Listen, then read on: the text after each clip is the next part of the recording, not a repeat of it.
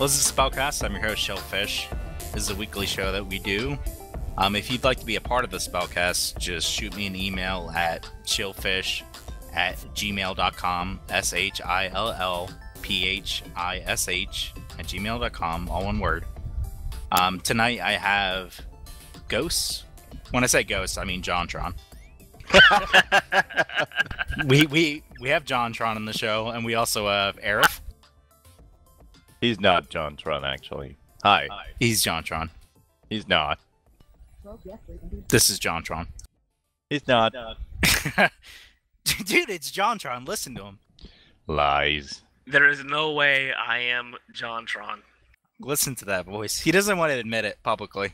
You know But what, this is Phil? JonTron. You should do a disclaimer. You should say, hey, as Spellcast.com is not responsible for any of the stupid things that I'm saying right now. So... It's stupid if they weren't true.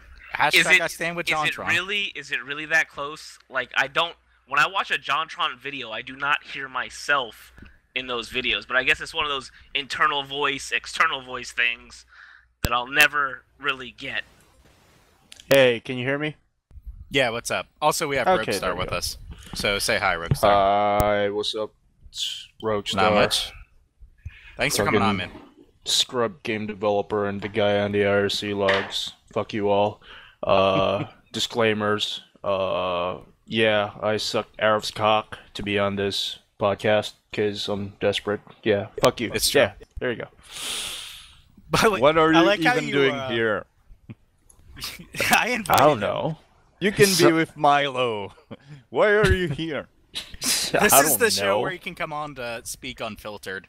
So if you want to hear Roguestar say the most crazy shit ever, Yeah, and like pretty much the- damn our website, this is the place to listen. Oh yeah, it's the one where I'm just gonna fucking slander and libel people all over the game industry, and I don't give a fuck anymore. So It's true. Can we take Yeah. a moment to praise Lucifer? praise Lucifer. Jesus fucking Christ. Spellsfire.com does not support Lucifer, nor do we support slander. Or libel. Poor Or Lucifer. rape. You might want to put Murder. on push to talk, Roguestar. Jesus Hold fucking on. Christ. Yeah, hold on. We There's do a- support Lucifer, right? Christ.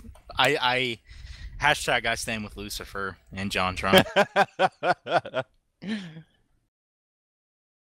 But anyway, what the hell were we talking about? We're talking about Gamergate?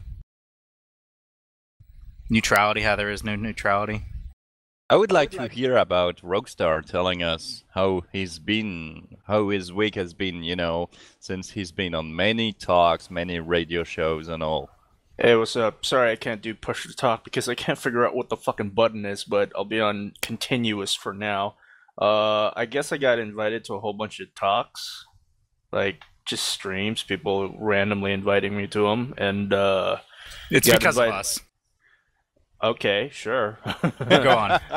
I got invited to King of Pole and a couple of just people who wanted to hang out, and I didn't give a shit. Yeah, so I started talking about Gamergate coming out more in the open and actually putting my name out there because I'm tired of basically goddamn game developer peers just being chicken shit about this whole ordeal. It's been hard talking to game developers about this because they either don't care or they're too chicken shit and want to buy into the current fucking cliquish scheme. That's basically the too long didn't read fucking version of it. And a lot of them are fucking shilling for the click, dude. They're shilling hard, and I'm like, you don't need them. You're not connected to them in some relevant way. They don't feed you any sort of income flow, and you're heavily defending Leigh Alexander. The fuck? Who cares, dude? It's I've got like 20-year veterans who've coded on the fucking NES, some legendary games, programmer I freaking respect. I want to work for him someday. I still do, but he's like heavily defending Leigh Alexander and her fucking cunt face. Fucking megaphone Chan and shit. Fuck her, man. But But yeah, it's just talking and being obnoxiously loud about it because I am done holding back. I'm fucking nuclear.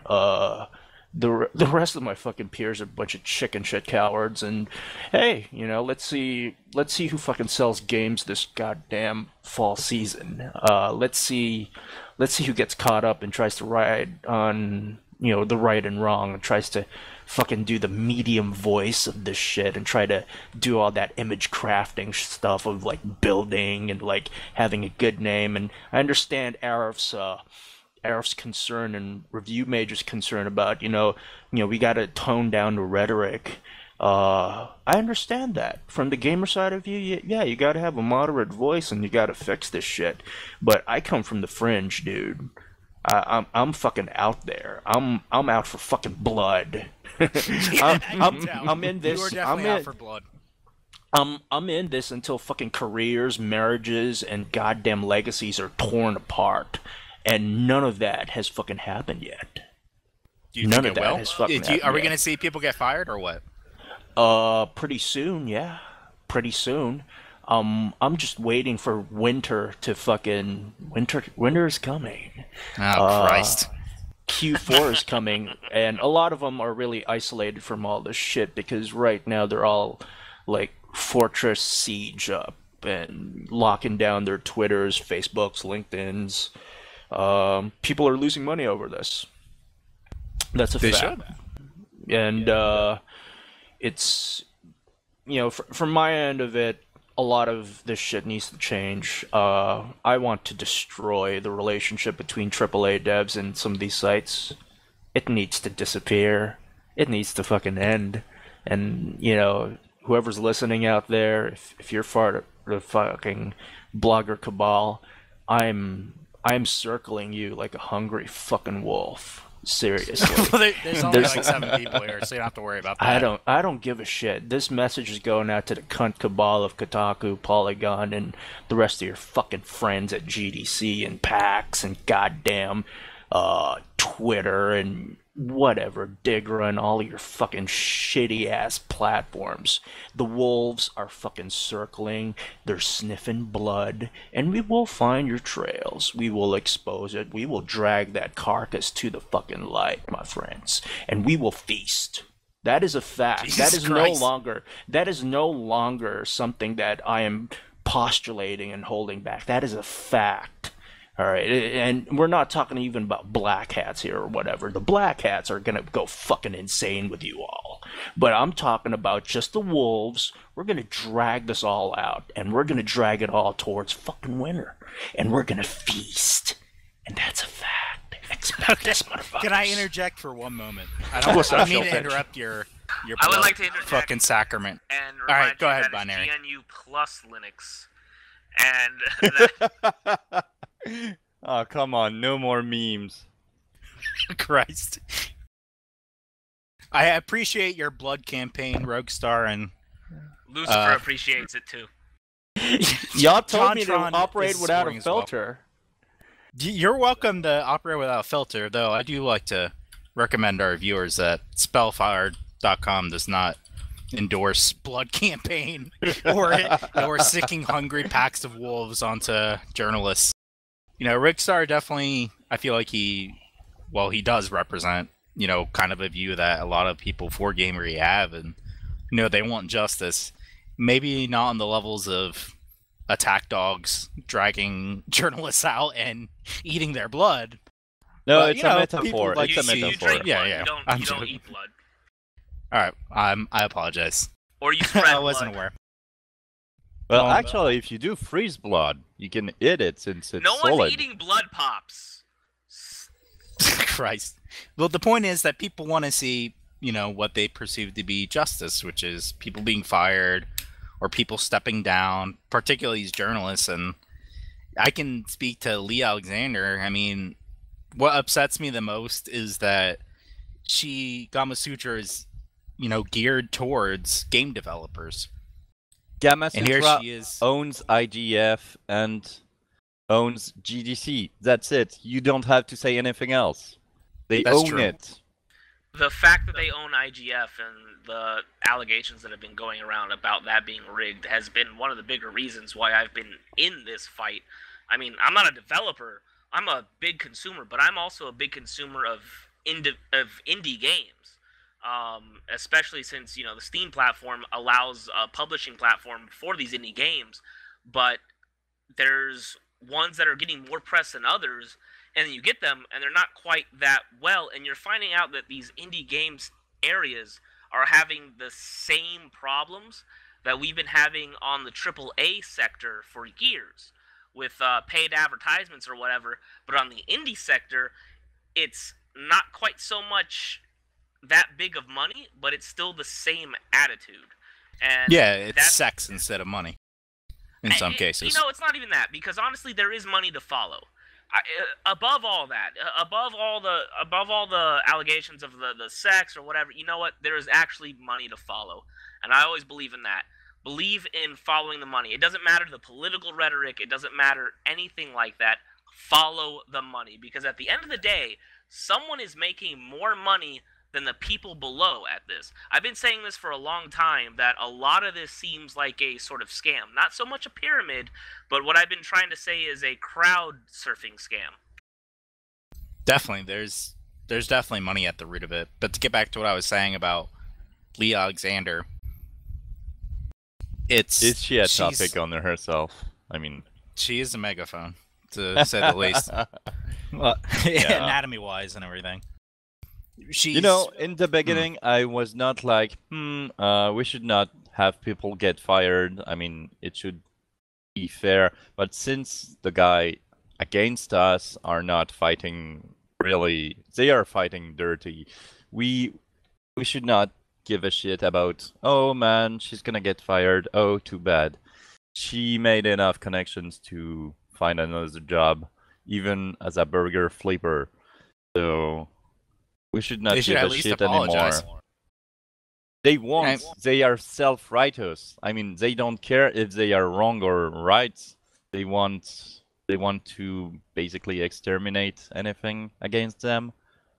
But their traffic's taking a hit, and they're going to keep losing money. Well, too bad for them. Eventually, they need to either apologize. I enjoy that they're losing money.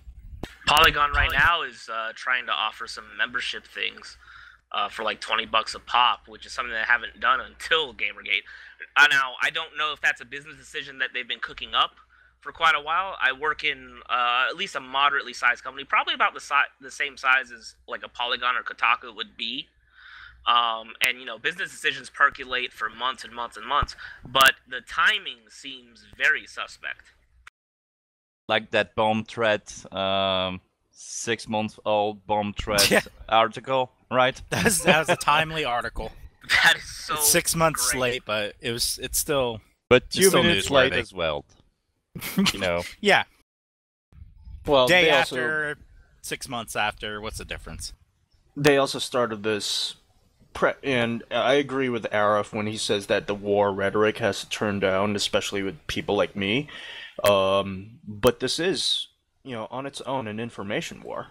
I mean, last night I had to sound the alarm over Twitter, basically because I found a couple of archive.org links and basically just all the machinery falling in where these people are going to start scrubbing the web and start scrubbing their web presence. So the data mining allegations? Data mining in terms of Twitter, the PR pros are already out. The lawyers are already in place and starting, the legalese. Like Aaron's fucking lawyers are, getting in motion already, and Aaron had to do some serious money to get this up. So the lawyers are out, the PR is out, and instead of Silverstring bumbling around, it's going to be actual pro PR mercenaries. That is costly. I like that scenario. These people are expensive, and they will like to drag this information war as long as they can because they're getting paid for it. I like that scenario because they picked the worst time and the worst place to do it. Basically, Q4, winter season, right before November Black Friday, where game developers basically make all their money. And this is also where the sites try to make the most money that they can from reviews, interviews, articles, visits, what to get this holiday season. Yeah. And they fucked with gamers. They fucked with gamers and they thought they could get away with it. And we are now into week 6 of this whole, I don't know, it used to be just a hashtag. Now Gamergate is an MMO. Literally. It is an MMO. Gamergate is it pay to win or is it free to play or pay monthly? Oh, this is a raiding MMO. Very, very pay to win, I would say. Why pay to win? Go on, Rockstar. I had to.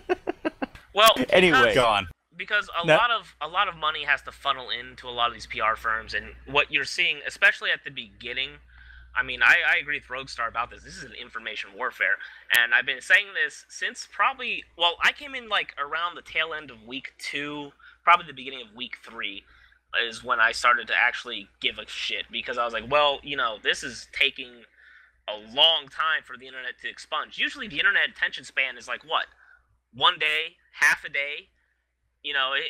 It's not really all that large, but 2 weeks, going on to 3 weeks, that's what got my attention. So I'm looking at this, and I'm watching it, and I've been participating too. But, what Roguestar says is right, and all the things that we've seen, the DDoS attacks, the doxing, the deleting of the archives, the hacking back and forth, the social engineering that's been going on, what you're seeing is what I think is probably the very big and very first example of a large-scale private civilian sector information warfare. I mean, it's pretty much the cyberpunk scenario that's been told to us by a lot of science fiction. You have giant corporate entities trying to fight against smaller civilians. The civilians. So this is Shadowrun? Am I gonna deck into a computer? Well, technically you already are. I mean, social media has pushed a lot of things to the forefront, and there's a lot of weird things that you're gonna have to deal with. A lot of this is gonna have to be analyzed by psychologists and like a lot of different shit, because honestly, social media and the way we interact with each other has changed so radically in such a small amount of time that things do have to be looked at. Groupthink and echo chambers have been around on the internet for a long time. I've been on the internet for probably longer than a lot of these people in Gamergate have actually been alive. I mean, let's be honest. It's 2014. There's a lot of people back and forth that are younger than quite a lot of us. I've been on the internet for quite a while. The echo chamber and the anonymous thing and all that stuff, it's nothing new to me. Yeah. It's definitely, I think Rockstar has an idea with this being an MMO. This is definitely a raiding MMO, and Not Your Shield is the first official expansion pack. But yeah, that's it's pretty much what happened last night, because I had to sound the alarm on archive.org. What happened in particular? Was it something happened that was confirmed, and you're like, all right, this is fucking crazy. It's just motion and risk, and it was a calculated move.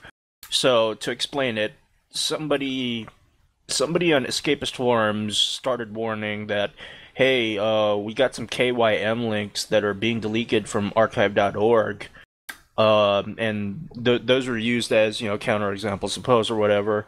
And most of the data that we use for Gamergate, it's related to archive.org, because it's like, hey, someone deleted their Twitter. Yeah, they deleted a tweet. We have evidence back there, but go on. Precisely. And coupled with the 2 days before that, the lawyers were in motion, already mentioned a while ago. Lawyers in motion, stuff being deleted, PR mercenaries that are pro already on the foot. There was a shilling the night before, like literally on Twitter, a whole bunch of shills, new accounts. Yeah, just- I'm not shitting you, That just dude. I slayed got me. shilled. There was a shilling. That's just A shilling. The shilling. a shilling Like the occurred movie- in a The small movie The town. Shining. Yeah, basically Christ. a shilling. And, all of that in motion, and I started looking at archive.org. I looked at the staff, and it's like, okay, volunteer staff.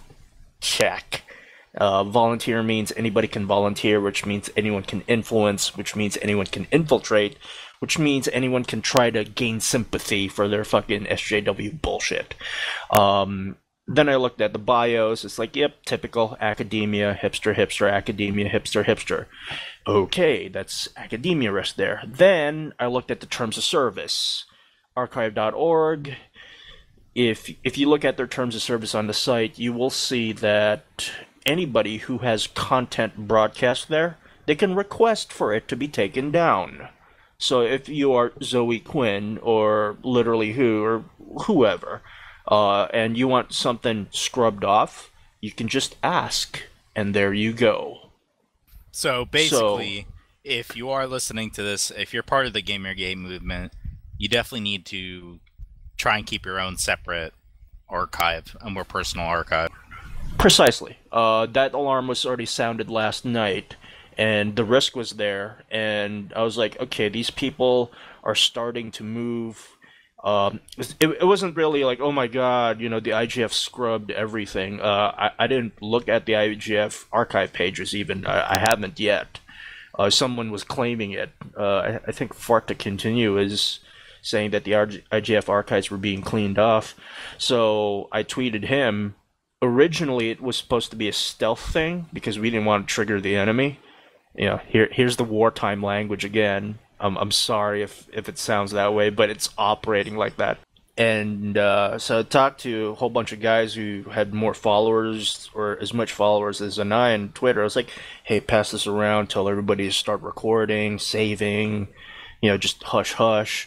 And then for it to continue, the guy who's fucking linking everything like a madman, he's fucking awesome, just says, okay, go. I was like, what?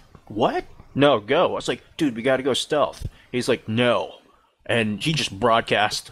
He just went. And I was like, fuck it. And yeah, fuck it. Boom. And we just moved. And we just sounded the alarm. I'll show you, like, the tweet. And it's got, like, 200 tweets right now. But yeah, we had to move last night. They can scrub some of these, but we found other sites that also do archiving. So if they're going to start scrubbing, they're going to scrub 3 times or 4 times or n times the amount of data now, because everybody's trying to save the data. It wasn't really organized. They can't clean it all. Yeah. There's a ton of shit. I mean, in the Burgers and Fry channel, which is extremely top secret. I mean, there's no password. Oh yeah. I mean, But- I've got outed. Yeah. Yeah, it's like Zoe Quinn puts up my fucking Roguestar ID, and I'm like, oh my god.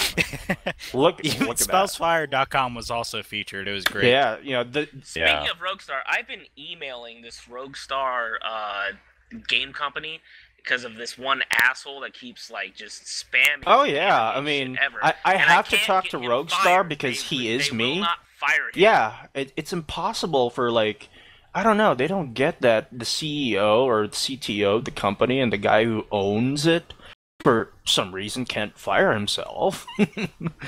He's definitely an Yeah, asshole. That's to say the Yeah, least. Roguestar is an asshole. Well, wait, is your company publicly traded? No. Ah, shit. Yeah. But anyway, what I was saying was that there's a lot of archive shit to go through. I mean, there are bots that will automatically archive, certain tweets. Anyone can input a command to archive whatever the fuck they want.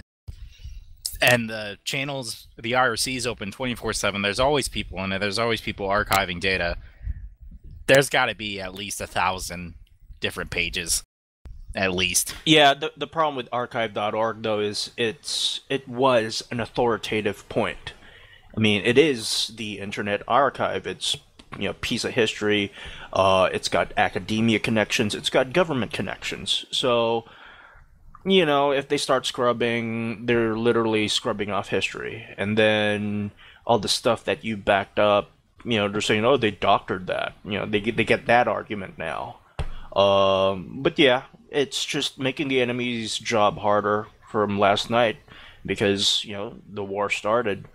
I'm not even holding back on that comment. It just is an information war. They started it with censorship. They started it with banning people from Mighty Number Nine, like backers.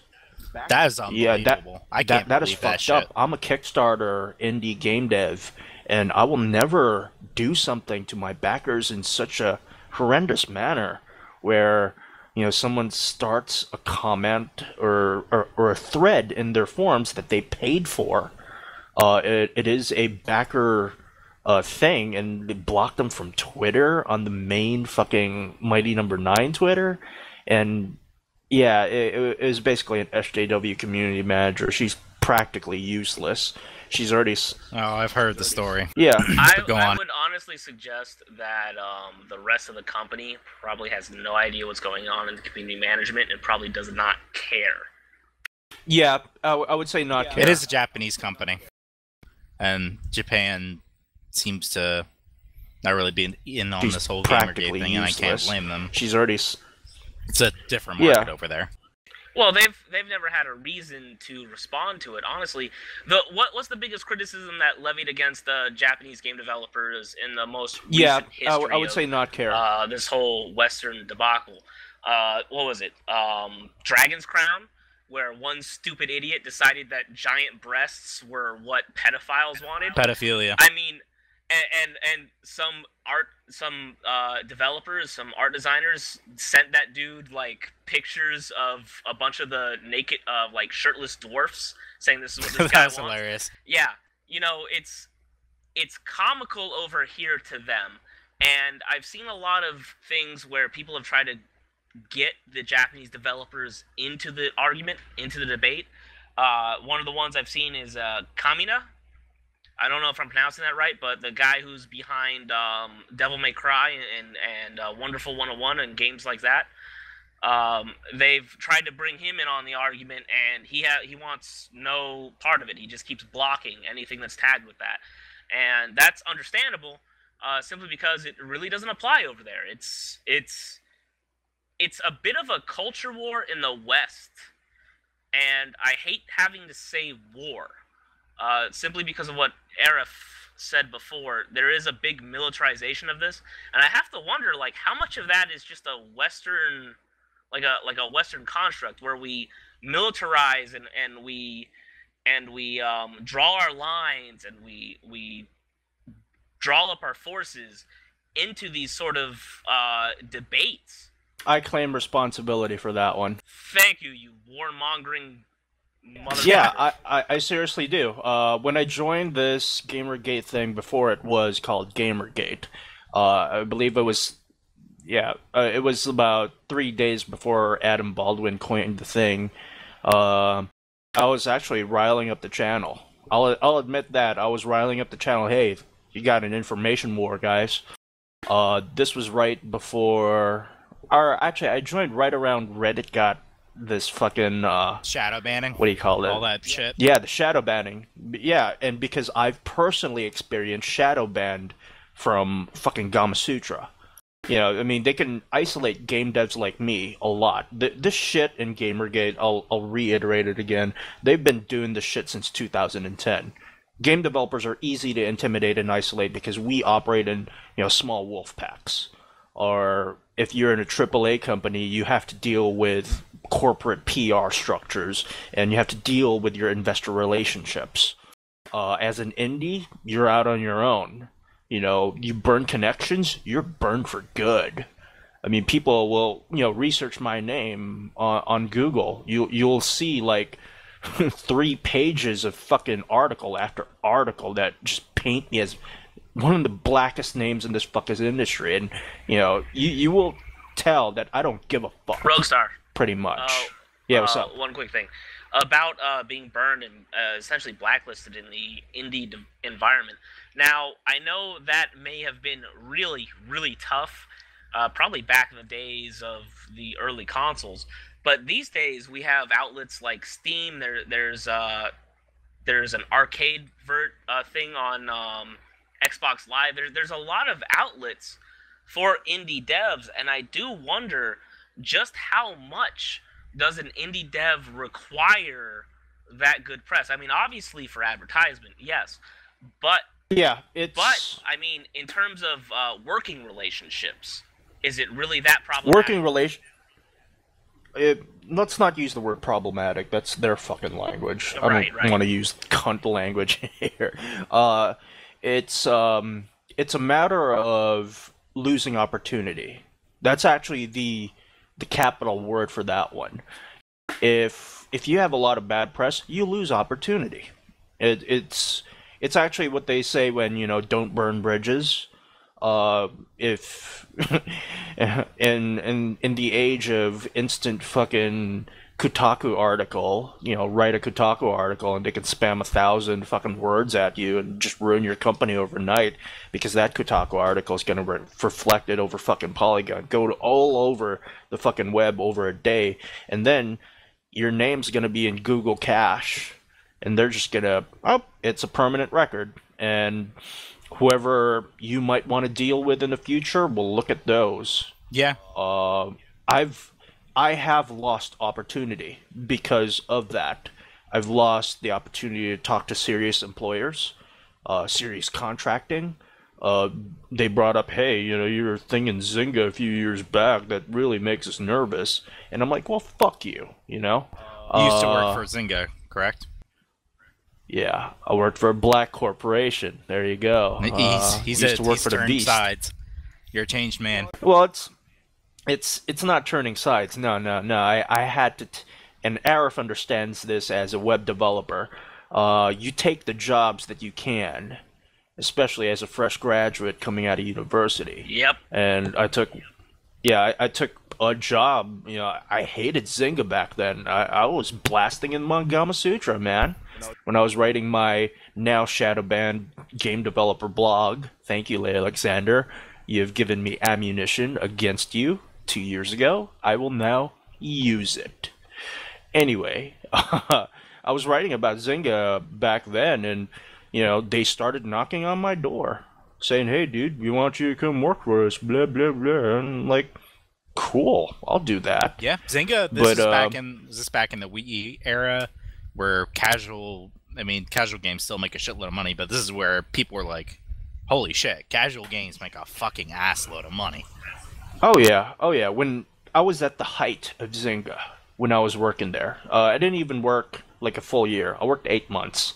Then I had to quit because, I quit over ethics concerns and professionalism concerns, like professional separation of what is private data for a user, what is public data that you can use, also in terms of game design and what they're actually doing to the game and their process. It really bothered me, and I was like, no, I gotta stop this. Quality of life issue, but that's personal. Anyway, at the height of Zynga, when I was working for that company, we were owning games. We ate Activision's lunch.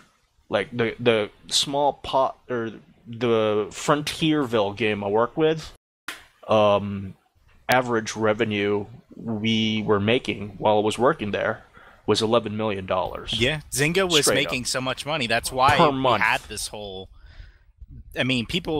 this whole gamer is dead article bullshit. A lot of it has already happened, and this was back during the Wii era when we kind of came out and we were saying, there's two different types of gamers, because the casual market is making so much fucking money, it's embarrassing game companies like Activision, that we're going to start calling them casual gamers, and we're going to have the core gamers. That's where these two terms came from. From Precisely. The huge fucking success of the mobile market that came from pandering to, the casual audience, people who weren't already a part of gaming. That's why you saw the Kinect, that's why you saw PlayStation Move or whatever the fuck. That's why the Wii sold like fucking crazy, and to an extent the DS. Yeah, I'm gonna tell you quickly how to draw the line. It's quite easy. when you play a real game as a gamer, you take time to play the game. When you're playing as a casual, you play the game to kill time. That's a big difference. You don't take time Precisely, RF. to play fucking how is this game called? Fruit Ninja. Yeah, diamond thing, whatever. I don't even know the name. Now. 2048. You don't take time to play that, but when you play Minecraft, you're like, what do I want to build? Then you start looking for blueprints online, you search for references, you take time to do it, you do it with passion. When you play a shitty mobile game, you do it because you're on the toilet seat or in the traffic or whatever. You don't give a shit, it's just to kill time. That's a big difference between a real gamer and a fucking casual. Hey. Yeah, that's true. I would like to say, I'm sorry, I'm just going to interject for a second. The Wii U has bridged the Wii U has bridged the gap between toilet gamers and hardcore gamers, because I can take that Wii U controller that they have, that's a tablet, go on to my toilet and take a shit and play Mario Kart, and at least still get second in world rankings. I'm just saying. Sure. JonTron officially supports taking a shit while playing Mario Kart. How it relates back to Zynga and how, I would say Proto Gamergate started. It started because Facebook games, they weren't even mobile games. I was at the height of Zynga while I was working there, where everything in the mobile market now derives from, you name a mechanic or some fucking racket on mobile, I know it. I've coded it, and it's fucking destructive. Yeah, I took that for money, dude. Yeah, I was at. You son of a bitch. Oh yeah, I don't care. I don't give a fuck. I was at the warhorse that was powering everything. That was basically converting money from, I would call them shitty casuals. I'm gonna send you a syringe in the mail. Yeah, and we were converting that to money, and it was just.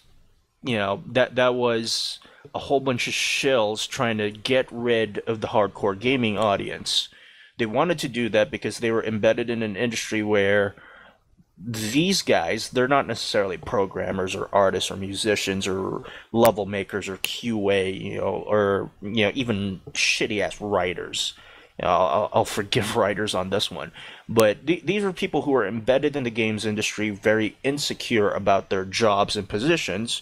Because, they do PR, finance, or they're basically, if I could describe their job, they are palace eunuchs in the Forbidden City, castrati. They're just there to feed the emperor's fucking ear. And they're very, very conscious about their emperor because who they served was the hardcore gaming audience. Okay, quick thing about those PR, about those people. They are, like you said, they're palace eunuchs. They're essentially windows dressings when a company can afford them to try to move forward. Your smaller companies are not going to have that. What they're going to have, I'm pretty sure are going to have people who can actually program, can actually graphic design, can actually get the work done. Yeah.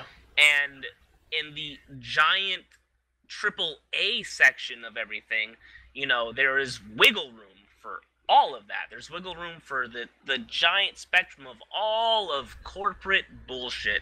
And I work for corporate systems. I know what it's like. I'm not working in video games, but I'm working in a technology sector, and I know what it's like. And to precisely have to deal because, with those levels. Yeah, and you're dealing with a group of people who wanted to kill the emperor, and that emperor was hardcore gaming. And it was hard to please hardcore gamers because they were growing up. These people were starting to get jobs, starting to get families, starting to be stingier with their time and money. They would, be empowered by the internet. They would go on forums and say, "Hey, this sucks. Please change that." Or, "This rocks. We love your game."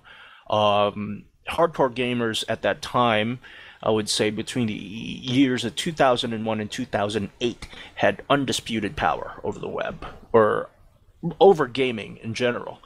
And in 2009, Zynga started. 2010 and 11, Zynga rose. Social gaming, social justice, social network, social whatever. SJWs were working in Zynga. I can I'll feel tell you the that right venom now. dripping from those words. Oh yeah, yeah. I was a snake. Yeah, I was working inside the fucking system because I needed to take the money. But at the same time, these people, they literally wanted to shape the landscape of pretty much everything that's happening in Gamergate right now. They've failed that. They've failed with social gaming because, well, look at Zynga. It's not a major company anymore. The mobile scene, who owns it? It's not SJWs. It's Tencent. I gotta have a question for you, Roguestar, if you don't mind. But you can finish your point. Well, let me finish this one. Tencent owns mobile right now. Tencent, DNA, all these Chinese, Asian companies, and they're beholden to the Chinese government because 51% of it, has to go to China. And they don't give a fuck about social justice. So they got ganked in their own fucking mechanics, their own cash flow, and their own model by fucking Chinese, Korean grinder companies. Thank you, Chinese, of all Korean fucking places. MMOs. I loved it because it's like, hey, I don't mind if Tencent takes over the fucking world. They don't give a fuck. They'll drain this fucking thing and move on. And, they're doing it to Riot right now because Tencent owned Riot. I like that. So I like the trend. But Gamergate is basically the social whatever trying to lash out for the last time. And I'll take your question. All right. So this question comes from Dudleyville. He says, with the TechCrunch article and the pending Pro Gamergate dev interview article from The Escapist, do you think next week will have a larger Gamergate support from the devs? Do you want to answer that first? Yes. Yes, you think it will? Yes, I think it's because people bided their time. They thought Gamergate will be done in 4 weeks, and some people will get fired or whatever. But obviously, the cunt cabal, they are less than 200 people. They're not really relevant in the industry in terms of making games. However, they are relevant in terms of PR, image, the games festivals, connecting with other industry people.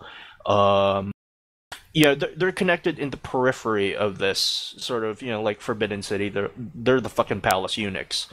And they have not necessarily like power over what do you call this, finance, direct control, but they have power over influence. They have saboteur influence. I would say, they were obviously colluding in Game Journal Pros. That's fucking obvious.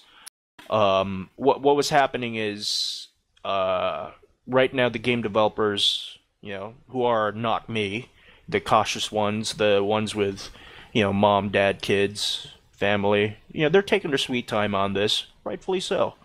And they're going to start coming out, not really full pro Gamergate like me, because I'm going to fuck. Yeah. I'm out for blood, obviously. These guys will say, okay, you guys need to slow down. You guys need to, talk mom and pop, sit down. They're going to do that, and they're going to make concessions. They're going to try to promote the system. They're going to try to, bargain.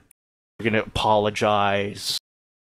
But yeah, they're going to play the game. It's a long game for them, but really, they're in a weak spot. They're really trying to save Q4, save their fucking Black Friday profit, and that's what it's all about. They're taking the time for a very calculated move, playing it smart and safe. I'd like to answer that question. I got nothing too. against that. Keep going.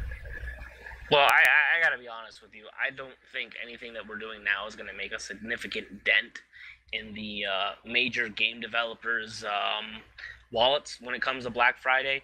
Honestly, unless we can get out there by the time of November, because we're in the media, and I see like at least one or two people every now and then. What the hell is Gamergate on Twitter? But there's a lot more avenues that need to be explored, a lot more avenues that need to be taken through.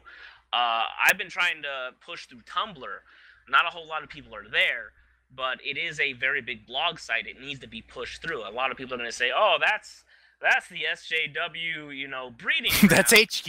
Yeah, that is that's HQ. HQ. Well, you know what? What It's better not. than to attack HQ? I play StarCraft. Fucking shit. I play StarCraft, and you know what? One of the things I like to do is just fuck it. Destroy their resource collectors. It doesn't matter what the fuck happens. At least you annoyed the shit out You of see, the game devs aren't the enemy on this one. No, they're not. Nobody's really targeting the game devs on this one. What we're targeting, at least from the Pro Gamergate side, are the Palace eunuchs. We want to, at least my side of it, we want to expunge, drag the eunuchs out to sunlight and expose them to all of this. Well, okay. I mean, they have lost the mandate of heaven to me. All right. They've lost the shit. mandate of heaven. It's time for it all to end. And it's not the game developers. No. Nobody's trying to make an enemy out of even, the seediest AAA companies like fucking who made Borderlands and Alien Colonial Marines. I actually really have a bone to pick with EA for fucking up Spore and basically EA is not a game dev. Yeah, I know, EA they're is a publisher. They're part of all that whole, whatever. But look, I haven't had a proper Sim City in years. There's been no Sim Ant sequel. I can't fucking get an Alpha Centauri sequel. Will Wright has disappeared. Fraxis Games just fucking. I don't even You know know if they what? When I exist was working anymore. at Frontierville, When I was working in Frontierville, I was Where's working my with cement? the chief designer. Well, if you want to know about Alpha Centauri, I mean, the guy I worked with in Frontierville was, chief of Alpha Centauri. So he's already in social games, man. Yeah. I think he works for Tencent. I want So to get back to this question. So he works for China. Yes. I have to go to Well, China to Tencent. get my Alpha Centauri. If you want Simant, you gotta go to China. God. That's the only way. Wait, no, the Sim games are made by Will Wright. Where can I find Will Wright? I don't know. Will Wright is in SJW territory already. Can- Sorry. Well, Simant is SJW friendly, isn't it? I mean, they're just ants. Yeah, but no, you see, you have black ants versus red ants, and you play a That's true. yellow ant. So it's, and then you're well, actually, no, it's very SJW friendly because ultimately you're fighting against a white guy to push him out of his house. Yeah, we need. No matter that's what true. you do. We need white ants as the enemy too. If there's any ants that you fight, No, then well, you got assault. Yeah. Well, All right. the spider's brown. The only white All right. person is a actual person in Simant. Oh man. Is he How straight deep does or? a rabbit hole go? Well, no, he's single. He has a dog, but he's never seen with a spouse, so I don't know. We'll assume he's cis and straight. But anyway, you were saying that it's not going to impact the Black Friday sales, and I can see that it won't be a major impact, but we got to keep in mind that if traffic is going to these main journalist sites and traffic's going down horribly, and these sites give publicity to these games, which in turn gives them sales, there is going to be decreased sales. I mean, look at Destiny. I'm not going to say Destiny is because of Gamergate or anything, but it undersold. And I'd like to further touch on Dudleyville's question, which is basically there's two new articles coming out, particularly the Escapist, where he's going to interview devs. He's asking if that's going to make a support or help bring in more devs. And it definitely should. I mean, any pro Gamergate article that comes out is going to help. What's up? Yeah, I was actually part of that interview. I'm not going to disclose the details. Oh, boy. But the details are pretty juicy. Is it, were people anonymous or no?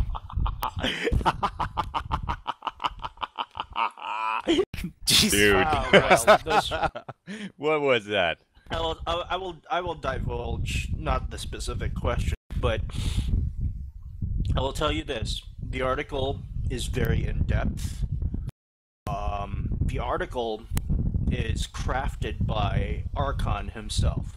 Archon is the general manager for many properties of Defy Media. So he's not just the Escapist. He's the Escapist, Smosh. He's also got, he's got tons of properties. So when you got the general manager of a major publication company like Defy Media working the groundwork of interviews, you know something's fucked up. Well, I look forward to this then. He's fucking pissed. Well, there's your answer, Dudley. Yeah. You and 19 other people get to see it. But yeah, it's definitely gonna have an impact. It definitely helps if the developers decide to use their actual names. Of course, that'll only give more credit, because I mean, if it's anonymous, you can kind of just write it off. Yeah, when I was actually doing this interview a few weeks ago, I told Archon, hey, don't call me Roguestar. Just put my name out there. I don't give a fuck anymore.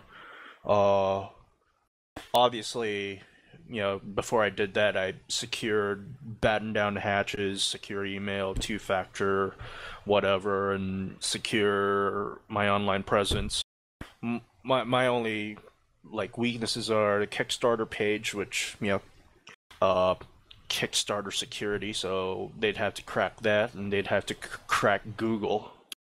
Okay, look, there was a conversation that I had with someone, obviously during the Gamergate thing on Twitter, that made me think about the artistry in games. One of the things that they were saying was that they wanted to have a game experience that let them understand about something that they were not. And because they were something else, they could not ever create that experience. Obviously... What? Yeah, I know. It really doesn't make any sense when you first look at it, because when you think about it, video games does that. It's an escapism, you know, art. It's an interactive art form, but it's an escapism art, and basically anything you do in a video game is giving you that experience. I mean, I am not an Italian plumber that runs around jumping down pipes, eating mushrooms to get big, eating flowers to throw fireballs. I mean, at least not usually. You know what I mean? So that's an experience that I will not really have. I don't fight dinosaur turtles. I love turtles. I don't fight turtles. But apparently, I guess they were looking for more of a social experience. And so that made me think, and one of the other things that they said in this conversation, I'm sorry to cut you off. I mean, there's a lot of thoughts. I'm asking, who's they, though? When you say they, who's they? You want me to name a specific person that was on Twitter? Yeah. Oh, no, as in, which site are they on? Are they... No, this was a specific conversation on Twitter. I cross paths with this person quite often. You people might have seen him. I don't really want to signal boost this person. But he's been around for quite a while, at least as long as I've been tweeting about. There's only 23 people here, so not much of a signal boost going on. A man in black is what his Twitter thing seems to be. I keep running across him. He seems to have a lot of conversations with people. I don't know if it's just my experience that I keep crossing this guy, but he's obviously anti-Gamergate through and through. Like, he does everything he can to just shut down the argument. He tries to do it from the social perspective. But because of the social perspective, it made me think a little bit, which is not a bad thing. Because one thing he asked me is like, okay, you know, games are so diverse. Name a black female protagonist or a gay male protagonist. Now, obviously, my first thought is like any game with a character generator. You know, what the fuck? But you know, that's probably not really a good answer. And so I'm thinking about it, and then it made me think, well, how many people actually buy games and play video games based on who and or what the protagonist is, or what they aren't, or what they're designed to be? You know, just rallying on your question there, BinaryGhost. Game design isn't about the fucking protagonist. No, I agree. Yeah, game design, when you look at a video game, it's not about, ooh, the hero character. No. This game's about blowing shit up. You know, it's this weird social meme that they've been projecting where, you know, because they come from, you know, at least the ones who are trained in their field and the ones who were browsing their undergraduate degrees in hipster studies, their training is mostly looking at it from a narrative perspective. You know, and you'll get things like plot, morality, perspective, ethics, identity, protagonist, antagonist, framing. You know, they come from a literary perspective, and because they're literature, they're tied to political literature.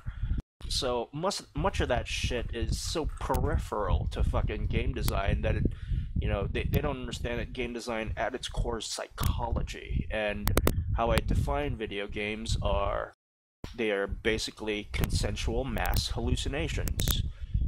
Yeah, and You can say that about any media. No, I can't say that about movies, because I don't participate in the movie. I don't act in it. I have no agency in a movie. Okay. I have no agency in a book. You know, in a movie, what's my agency? I fucking stare at the screen and like, ooh, pixels. Or at a book, or, you know, my closest form of agency is trying to decipher words and fucking letters, syllabary. It's in a game, you have real agency because you're interacting with a virtual world.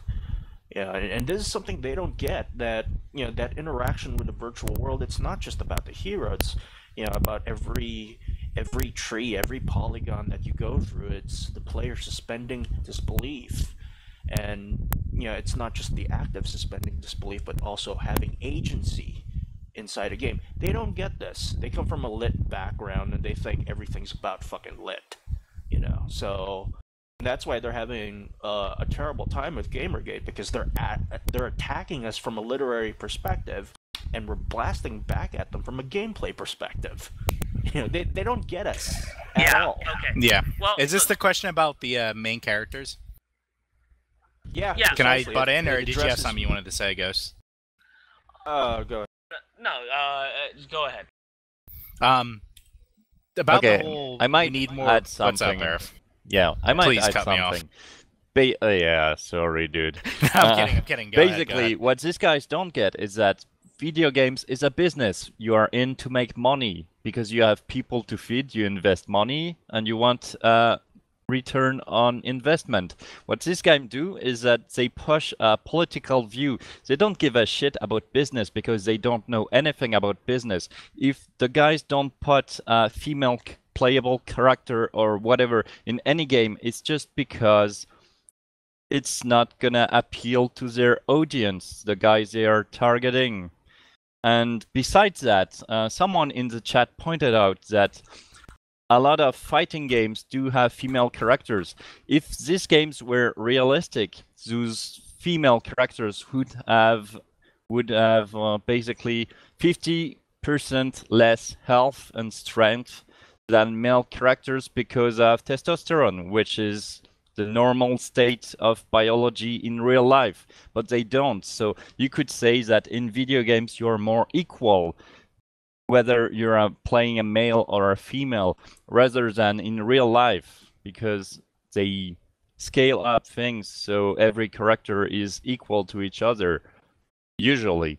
So that's what they don't get. I mean, they want to just push a political agenda, and you're not gonna play, I don't know, Jax or whatever, Sub-Zero because he's gay.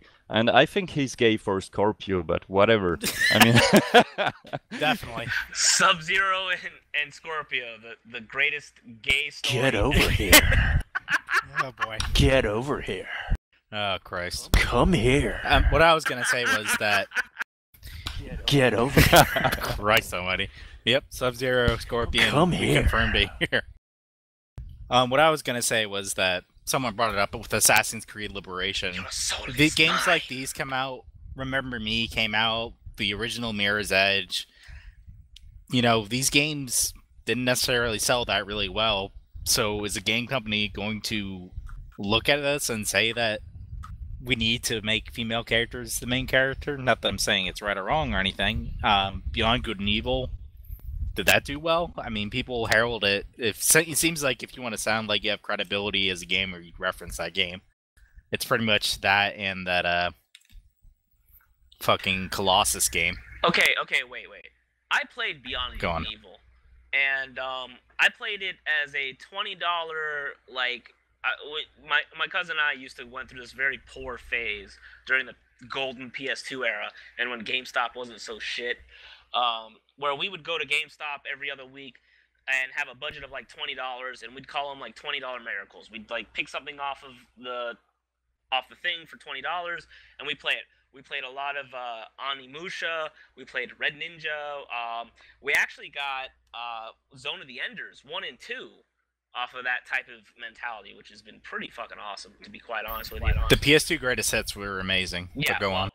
Well, this was just a used thing because there's a lot of people in my area who don't know what the fuck they have, and they just trade it in. But I played Beyond Good and Evil, and I can see how it appeals to some, but most of the game is taking pictures, and honestly, I never liked Pokemon Snap, so that type of game doesn't really appeal to me.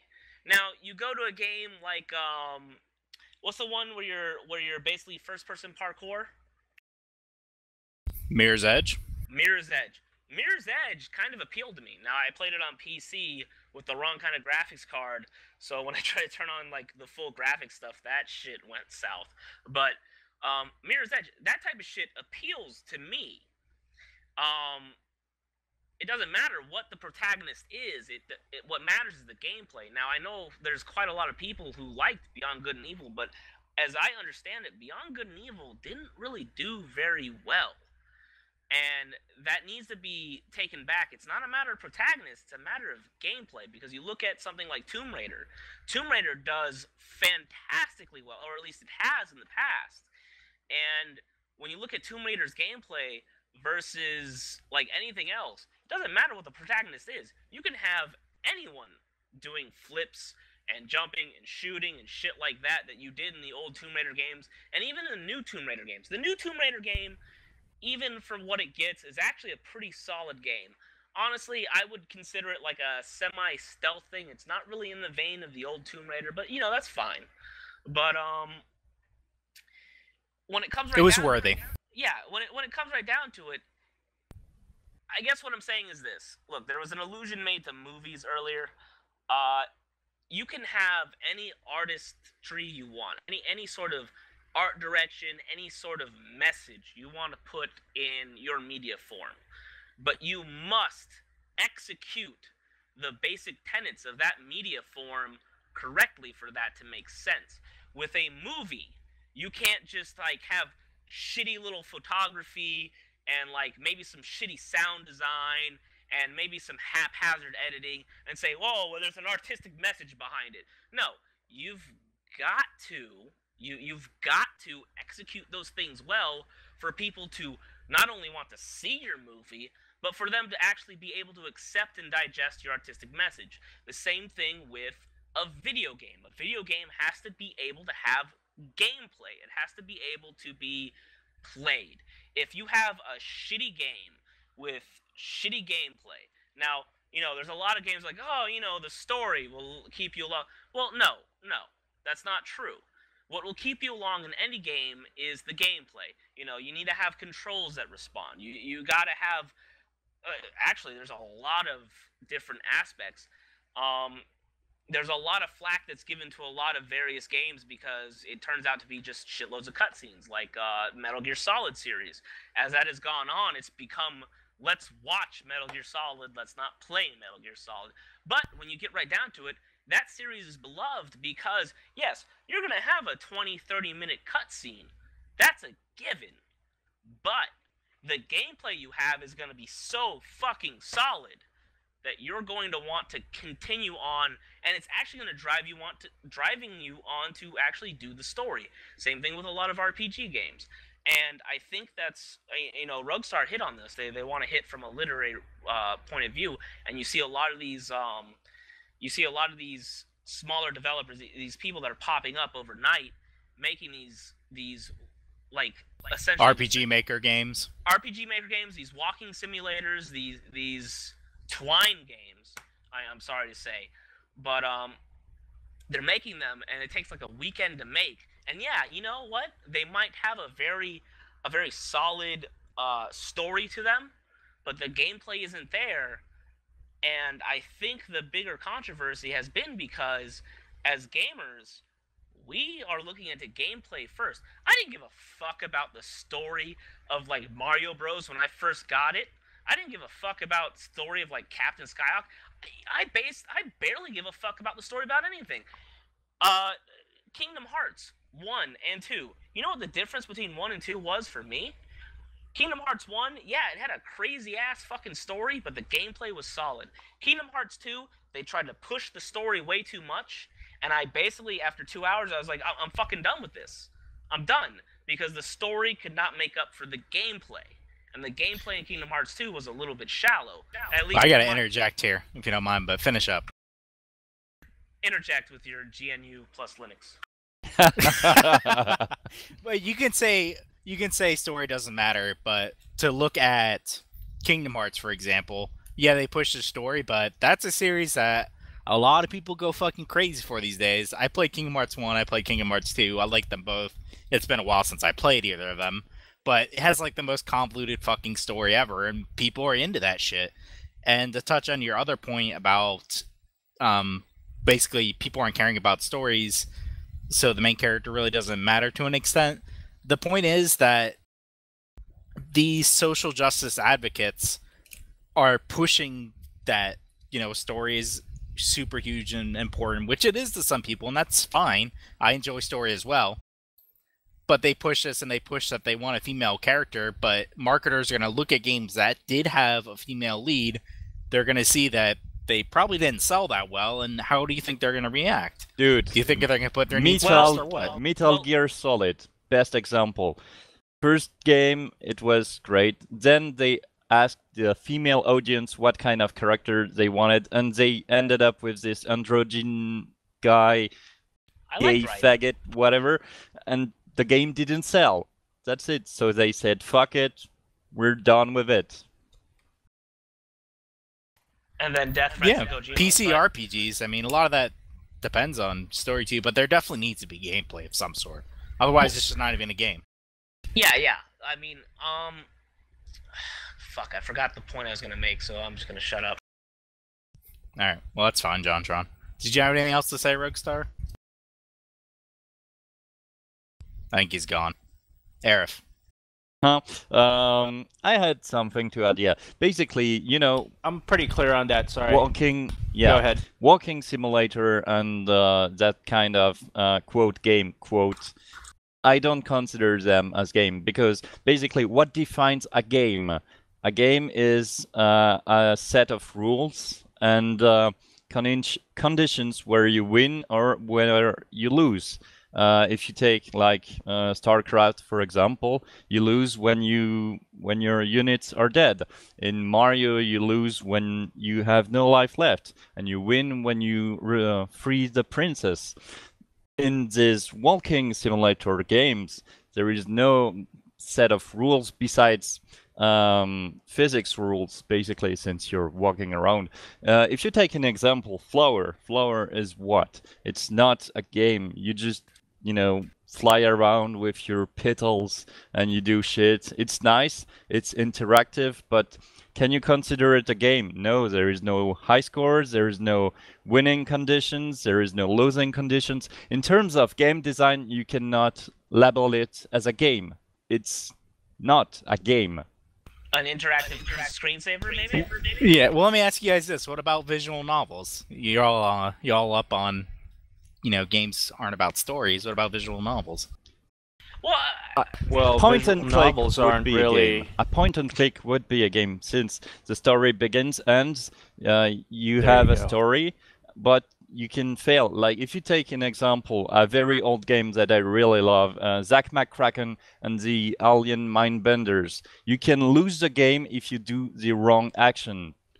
You cannot in Monkey Island, but if you take an example, Maniac Mansion, the first game, you can also lose the game if you do the wrong action. In this novel shit, you cannot really lose the game. I mean, it's just, it's a story going around, but nothing happens.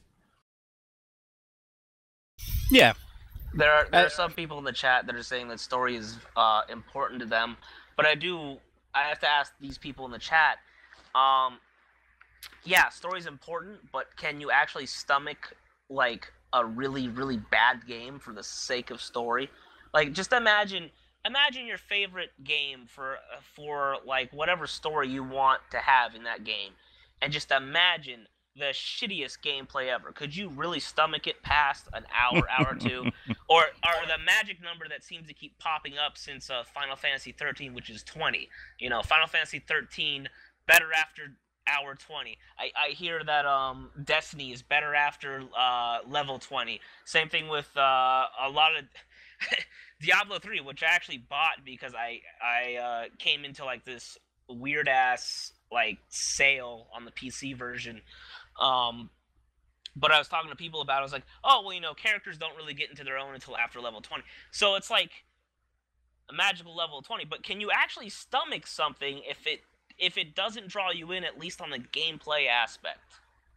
I have a rebuttal to this, and a lot of people are saying they can, and I agree. I mean, Planescape Torment was not the greatest gameplay when you compare it to the other Infinity Engine games like Icewind Dale and Baldur's Gate, but the strength of that was the story and, you know, kind of freedom of dialogue choice and stuff.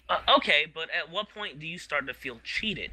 Like, if I could just click through dialogue and just leave on, and if the gameplay is just like really crappy, but it's really story heavy. There's a point where I don't know. I've been playing video games since like maybe 1990. You know, I've had like a huge range of consoles and PC games and things. I've done it all. So when I look at certain games, I think like, okay, they're trying to sell a certain aspect of it really hard, and the other aspect, the actual core aspect of what a game is, might be lacking. And then I play the game and I feel kind of cheated, and it's kind of a weird thing. Like, I don't know, maybe because I'm getting old and I need to just like fucking bow out. And I mean, my favorite games right now are actually coming around to be like roguelites and Twitch shooters and shit like that. Things that I can just drop in and go and just fucking leave. But that might be a time issue thing. Back in I would say the PS2 era, I was all about RPGs. My favorite Final Fantasy is actually 10. If you want to like let's just level that out. That's my favorite. You're Final losing Fantasy. our viewers. Go on. I'm kidding. Or should I say? No, go on. Oh, What Christ. the fuck? That's from Final Fantasy X. I remember playing Final Fantasy X. I enjoyed it at the time. I was in 6th grade. But go on with what you're saying. I actually lost my whole train of thought by doing that laugh. I'm sorry. Thank you. And that, ladies and gentlemen, is what you call spurging out. Yeah. Final Fantasy, I mean, even the adventure game genre, who's going to willingly defend and say adventure game gameplay was great? It was about being the characters, it's about interacting with these characters, it's about going on an adventure, and these games did well. Yes, at the time, there really weren't these blockbuster experiences or whatever you want to call them back then, but I mean, hell, they're making a return with games like The Walking Dead, right? Yeah, the visual novel, the click adventures are making a big return with something like The Walking Dead, but that's also being piggybacked on something that's huge in another media form.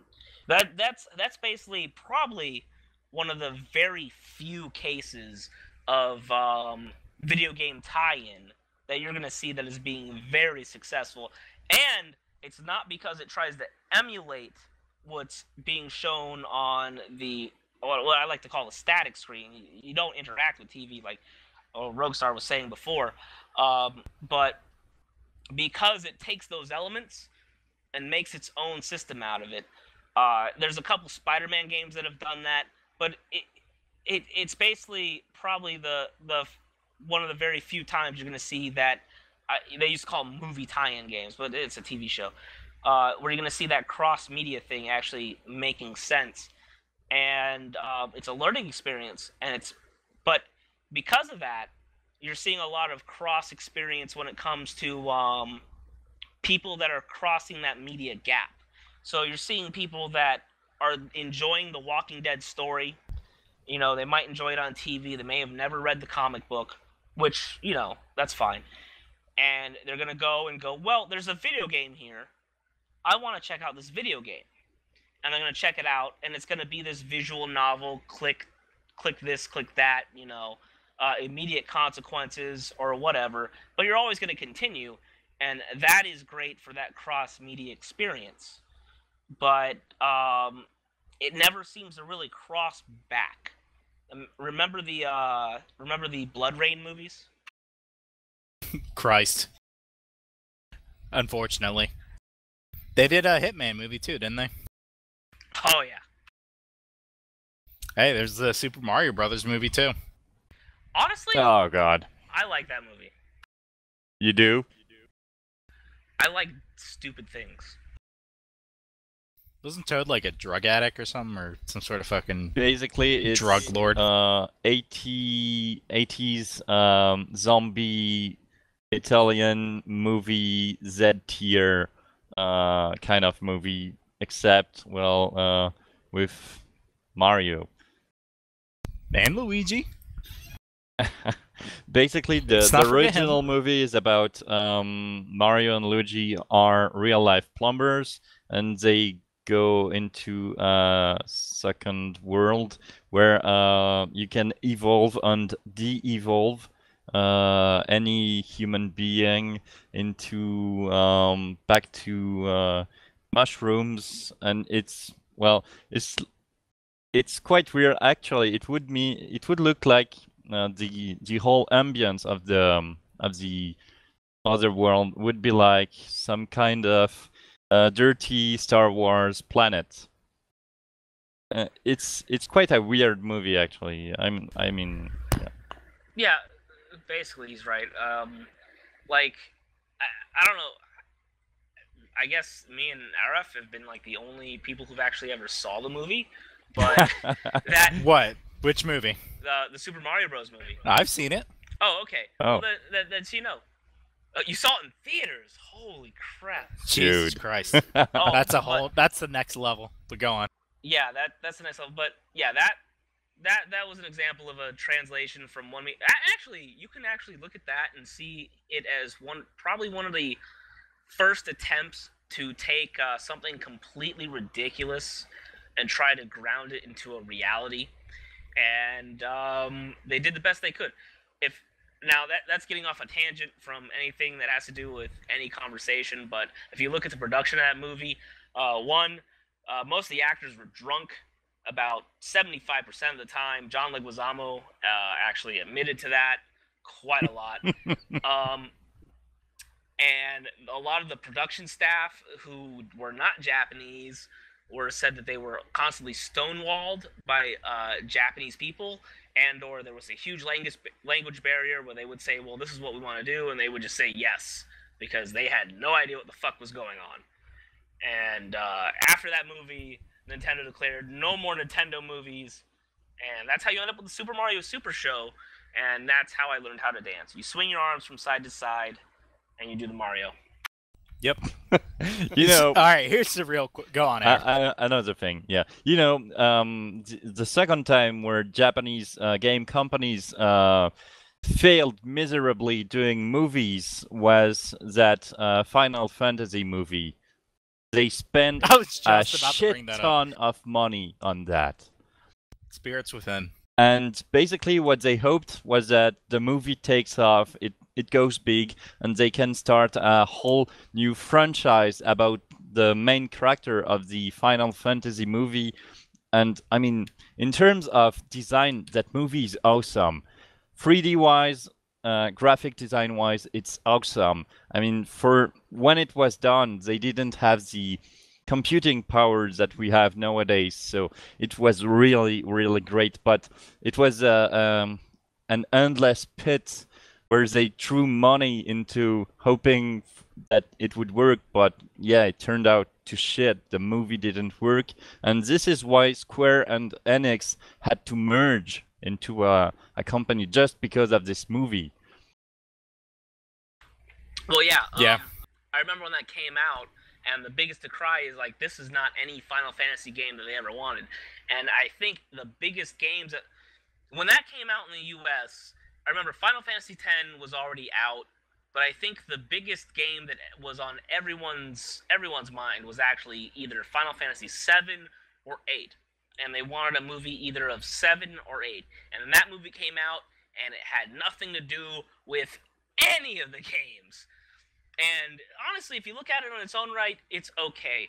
But because it had nothing to do with any of those games, they just fucking canned it, and just no one wanted to deal with it. Then sometime Why later, even sell it as Final Fantasy at that point? But go Well, on. think about it. Every game that's come out for Final Fantasy has been essentially a reboot. I mean, there's been very few Final Fantasy games that have actually been tie-ins or direct sequels. You're seeing that a lot more now than was up till that point. Every Final Fantasy game has been a reboot/rehash. At least back then. And Yeah, well, same story, different characters. Yeah. Same shit. Like you could take that Final Fantasy movie and make it into a game, and the story and plot would still be the same. The only thing that's going to change is the setting. And honestly, that setting has probably been in pieces of that setting and that story have been in other Final Fantasy games. The Earth is like sick because of whatever. That's Final Fantasy VII. He's a podcast editor on the internet. He comes from an anime image board.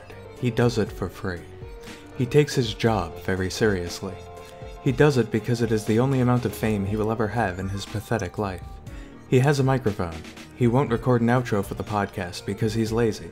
He deletes large sections of the podcast he doesn't like because they give him too large of a workload. He will never have a real job. He will never move out of his parents' house. He will never be at a healthy weight. He will never know how to cook anything besides a Hot Pocket. He will never have a girlfriend. He will never have any friends. Tune in tomorrow for part 2 of the podcast.